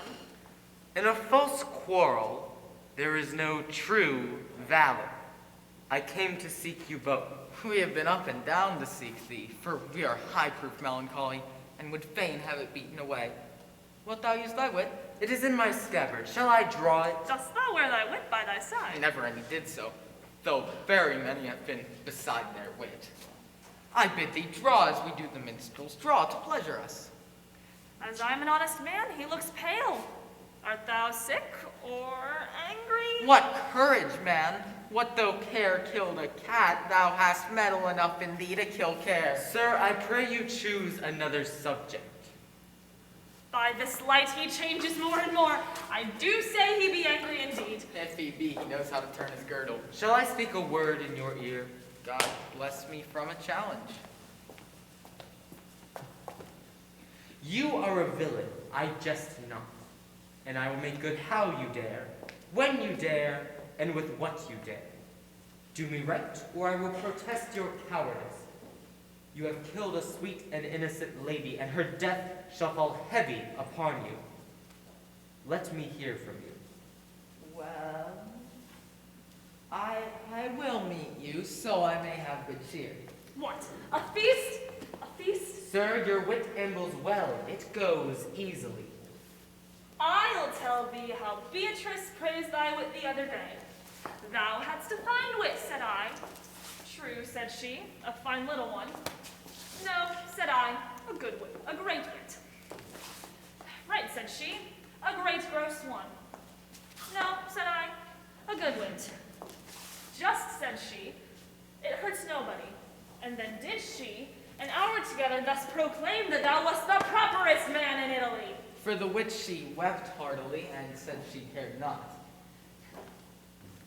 Yea, for if she did not hate him deadly, she would love him dearly. Oh, moreover, God saw him when he was hid in the garden. But when shall we place the savage bull's horns on the sensible Benedict's head? Yea, and text underneath, here dwells Benedict, the married man. Fare you well, boy. You know my will.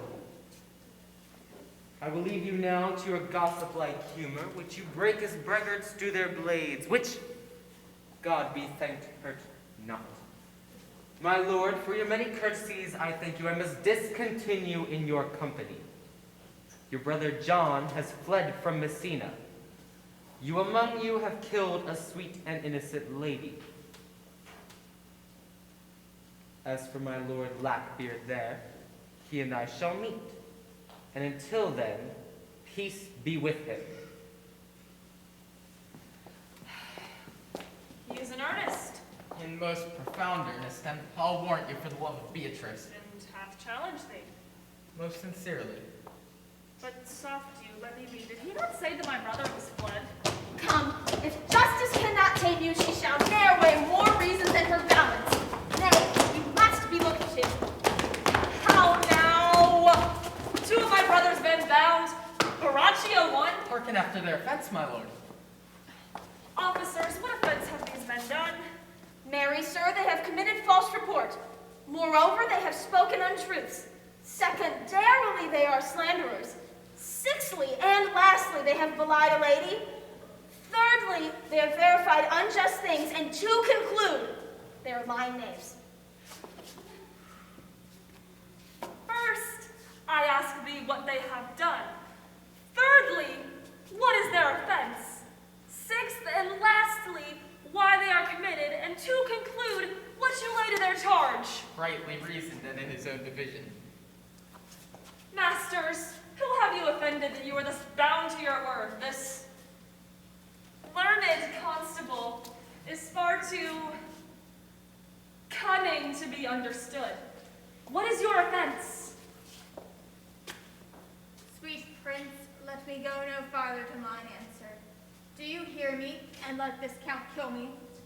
I have deceived even your very eyes, which your wisdoms could not discover these shallow fools have brought to light, who in the night overheard me confessing to this man how Don John, your brother, incensed me to slander the lady Hero, how you were brought before the orchard and saw me court Margaret in Hero's clothes, how you disgraced her when you should marry her. The lady is dead upon mine and my master's false accusations, and briefly, I desire nothing but the reward of a villain. Runs not this speech like iron through your blood? I have drunk poison whilst he uttered it. But did my brother set thee on to this? Yea, and paid me richly for the practice of it. He is composed and framed of this treachery, and fled upon this villainy. Oh, hero, now thy image doth appear in the rare semblance that I loved at first. Come, plaintiffs, our sexton hath now reformed Signor Leonato of the matter. Oh, and masters, remember, when time and place shall serve, that I am an ass. Here comes Master Signor Leonato, and the sexton too. Which of these is the prisoner? Let me see his eyes, that when I note another man like him, I may ignore him. Which of them is he? If you would know your wronger, look on me. Art thou the slave that with thy breath has killed mine innocent child? Yea, even I alone. Oh, no, no, so thy beliest thyself. Here stands a pair of honorable men. A third has fled that had hand in the matter. I thank thee for the death of mine innocent child. Hold it with your high and worthy deeds. 'Twas bravely done, if you bethink you of it. I know not how to pray your patience, yet I must speak. Choose your revenge yourself. Impose me to what penance your invention can lay upon my sin. Yet sinned I not, but in mistaking. By my soul, nor I. But to satisfy this good old man, I'll bend under any heavy weight that he'll enjoin me to. I cannot bid you my daughter live. That were be impossible. But I pray thee, possess the people in Messina hear how innocent she died. And, if your heart can aught in sad intervention, hang her an epitaph upon her tomb, and sing it to her bones. Sing it tonight, and then come you tomorrow to my house. And since you could not be my son, be yet my nephew. My brother hath a daughter who is the exact copy of the child that is dead, and she alone is the heir to both of us. Give her the right that you should have given her cousin, and so dies my revenge. Oh, noble sir, your overkindness doth wring tears from me. I do embrace your offer and dispose henceforth of poor Claudio. Until tomorrow, then, my lord. Tonight I take my leave. This naughty man shall be brought face to face with Margaret, who I believe is packed in all this wrong, hired to it by your brother.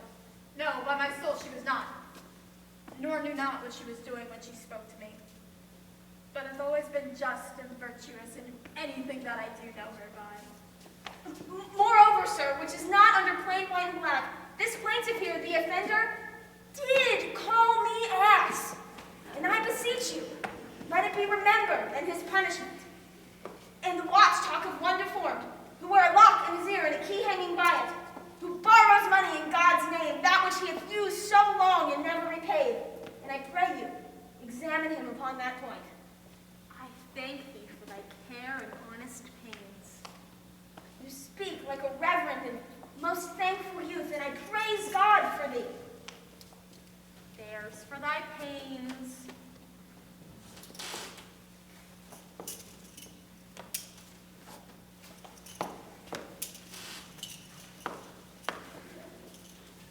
God save the foundation.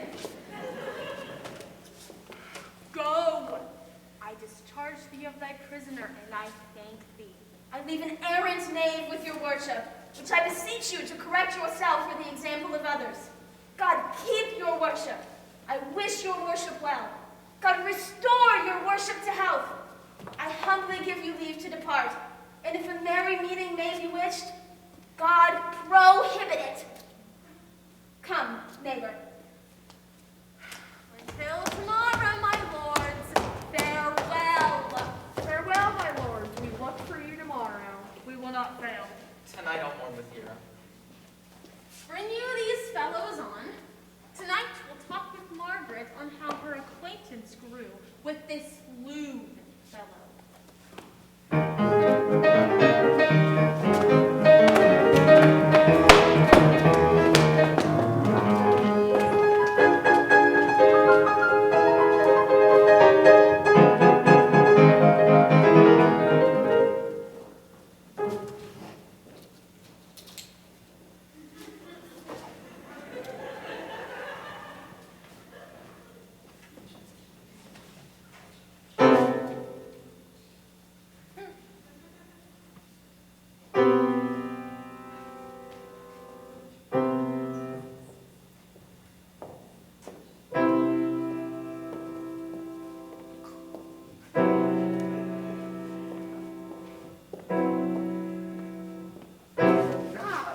Pray thee, sweet Mistress Margaret, deserve well at my hands by helping me to the speech of Beatrice. Will you then write me a sonnet in praise of my beauty? In so high a style, Margaret, that no man shall come over it. For, in most comely truth, thou deservedst it. To have no man come over me? Why, shall I always keep below stairs? Thy wit is like a greyhound's mouth, it catches. And yours as blunt as a fence are spoils, which hit, but hurts not. A most manly wit, Margaret, it will not hurt a woman. And now I pray thee, call Beatrice, I give thee the bucklers. Give us the swords, we have bucklers of our own. They are dangerous weapons for maids, Well, I will call Beatrice to you, who I think hath flags. and therefore will come.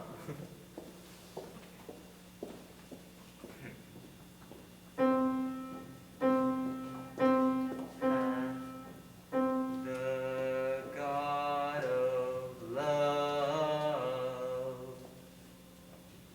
who sings above, and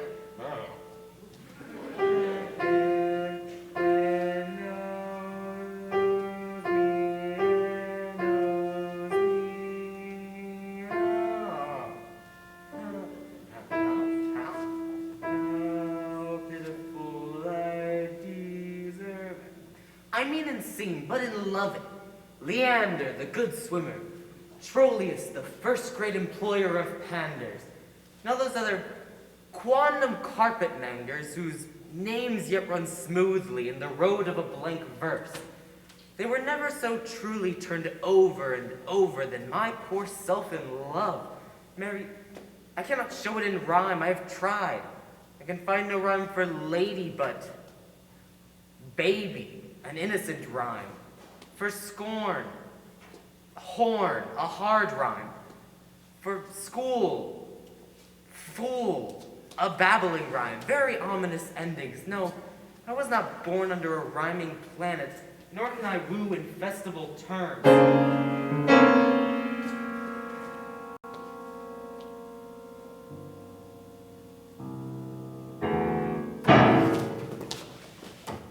Sweet Beatrice, wilt thou come when I call thee?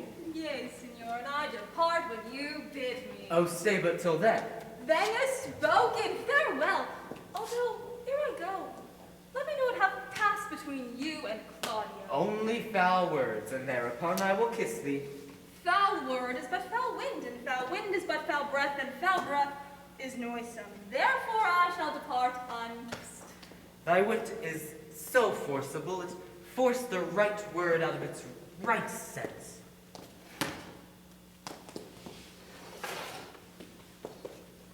But I tell thee plainly, Claudio undergoes my challenge, and either I must shortly hear from him, or I will subscribe him a coward.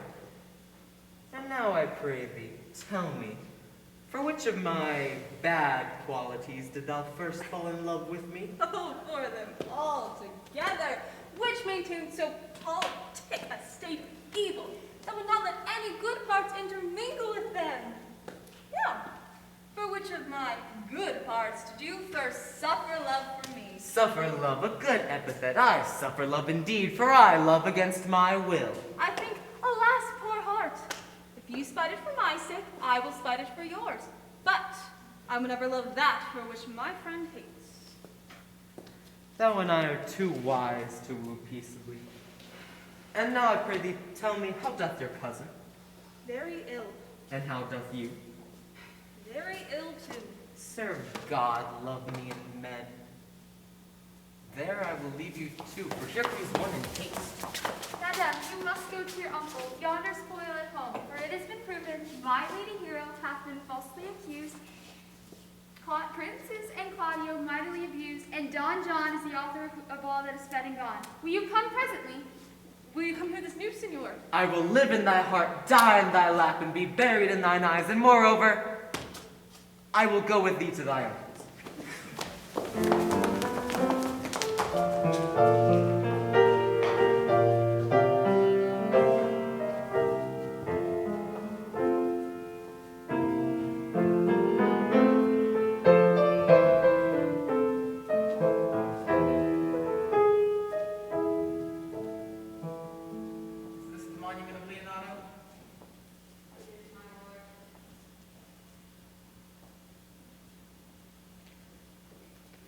Done to death by slanderous tongues was the hero that here lies.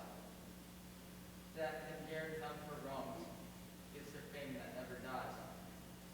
So the life that died in shame lives in death, glorious fame. Hang thou there upon the tomb, praising her when I am gone.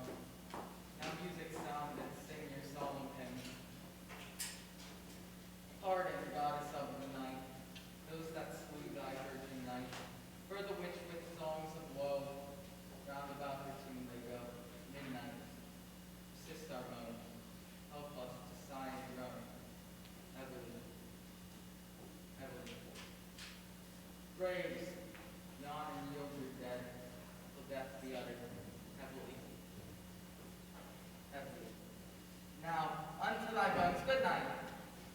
Yearly will I do this right. Good morrow, masters. Put out your torches. Thanks to you all and very well. Good morrow, masters. Each his several way. Let us head into the Marines, and then to Leonardo's we will go.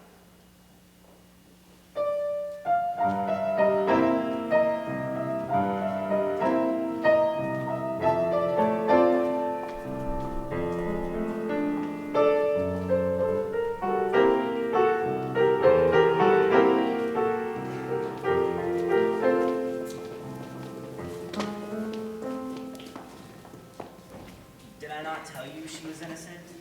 So are the prince and Claudio, who accused her upon the fault which we heard discussed. Although Margaret does seem to have a hand in this, although against her will, as it appears in the course of all the question. Well, I'm glad that all things sort so well. And so am I, being else by faith and forced to call young Claudio to a reckoning for it. Daughter, and you gentlewomen all, withdraw into your chamber alone, and, when I call for you, come hither masked. The prince and Claudio are to meet thee upon the hour. Brother, you know your office. You are to be father to your brother's daughter, and give her to young Claudio. Which I will do with confirmed countenance. Friar, I must entreat your pains, I think.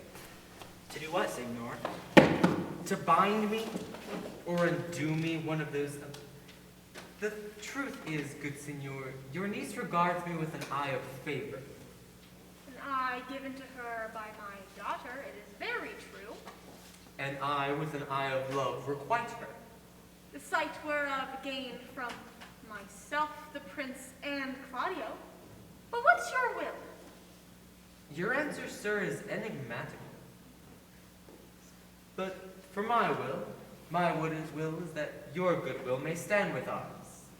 This day, to be conjoined in a state of honorable marriage, in which, friar, I shall desire your help. My heart is with your liking. And my help. Here comes the Prince and Claudio. Good morrow to this fair assembly. Good morrow, Prince, good morrow, Claudio. Art thou so prepared to marry my brother's daughter?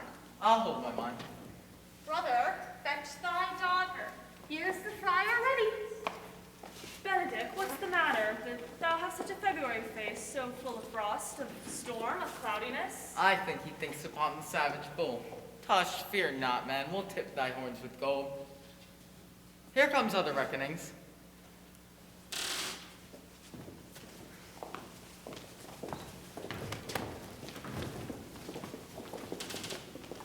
Which is the lady I must seize upon?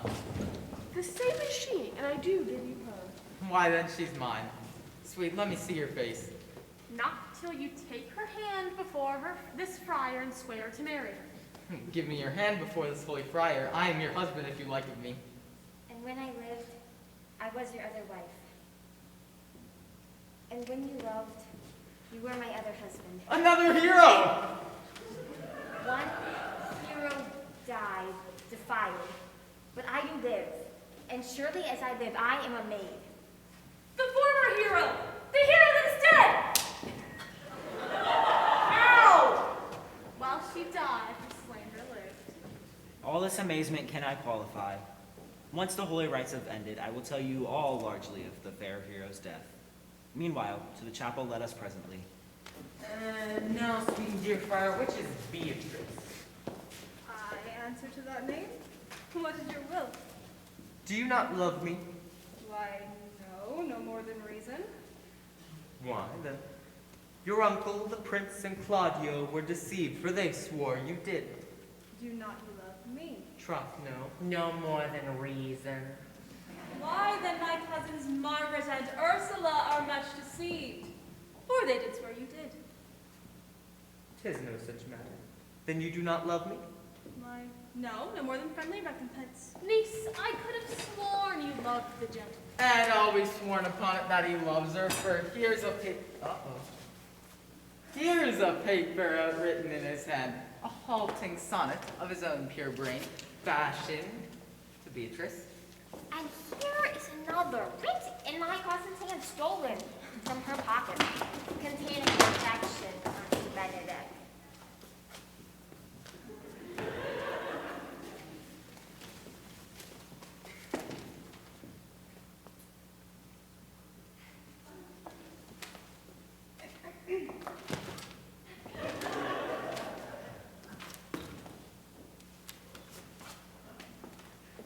A miracle.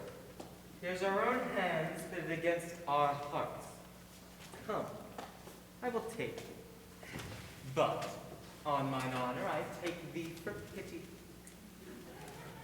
I do not deny you, but by this good day I yield upon great persuasion, and partly to save your life, because I was told you were in a consumption. Peace, I will stop your mouth.